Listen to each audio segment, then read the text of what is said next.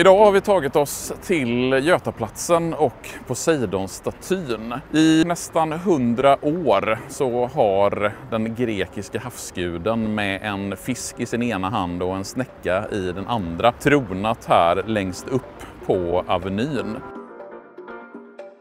Men när Göteborg grundades 1621 så fanns ingenting av det som vi ser runt omkring oss på plats. När Göteborg grundas så äger man området någon kilometer söder om vallgraven och muren. Men det använder man framförallt till betesmark och bönderna odlar mat för att försörja den framväxande staden. Här uppe vid Götaplatsen så odlar man också tobak. När Göteborg skulle fira sitt 300-årsjubileum i början på 1900-talet då ville man göra det med en stor jubileumsutställning, och centrum för den jubileumsutställningen skulle vara här där Avenyn tar slut. Och det var då som man började planera för Götaplatsen.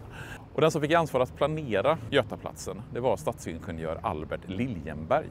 Och han hade som idé att Götaplatsen skulle bli en pampig avslutning på Göteborgs paradgata, Avenyn. Om man stod nere på Avenyn så skulle man kunna titta upp på Götaplatsen och se det magnifika konstmuseet i fonden. På samma sätt tänkte Albert Liljenberg även när han planerade andra stadsdelar i Göteborg. Vi kan ta som exempel Kungsladugård, där Kungsladugårdsskolan är just den pampiga avslutningen på Älvsborgsgatan. Men tillbaka till Götaplatsen. När Götaplatsen invigdes i samband med det försenade jubileumet 1923 så fanns det en provisorisk brunn på platsen. Det skulle dröja ytterligare några år innan den ordinarie brunnen kom på plats. Att det skulle bli just den grekiska havsguden som ställdes i brunnen, det var långt ifrån någon självklarhet. Konstnären Carl Milles han experimenterade med att ha ett lejon från Göteborgs stadsvapen i brunnen.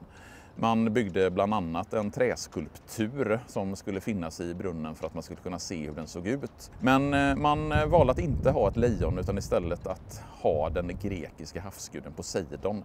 För det passade bättre ihop med Göteborg som sjöfartsstad och som hamnstad. Men när den här statyn invigdes 1931 så mottogs den inte med jubel enbart från göteborgarna. Man tyckte att statyn var ful, man tyckte att proportionerna var fel, och Milles fick en hel del kritik, så mycket kritik att han faktiskt erbjöd sig att komma till Göteborg och göra om statyn. Nu behöver han aldrig göra det eftersom göteborgarna så småningom tog statyn till sitt hjärta.